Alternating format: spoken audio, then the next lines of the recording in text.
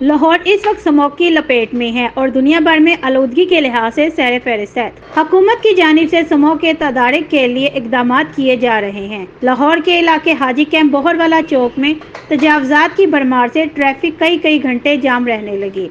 پوچھنے والا کوئی نہ تھا۔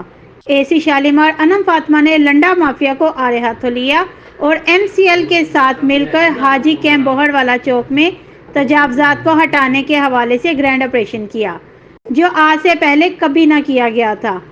آپریشن میں ایم سی ایل کے افسران، ڈبلیو ایم سی ایل کے ملازمین اور گلبرگ ٹاؤن کے افسران اور ملازمین شامل تھے۔ دوران آپریشن ہیوی مشینری کا استعمال بھی کیا گیا۔ اس آپریشن کے حوالے سے لاہور 24 نیوز سے گفتگو کرتے ہوئے اے سی شالیمار انم فاطمہ کا کہنا تھا کہ ان تجاوزات کی وجہ سے عوام کو کافی مشکلات کا سامنا کرنا پڑتا تھا۔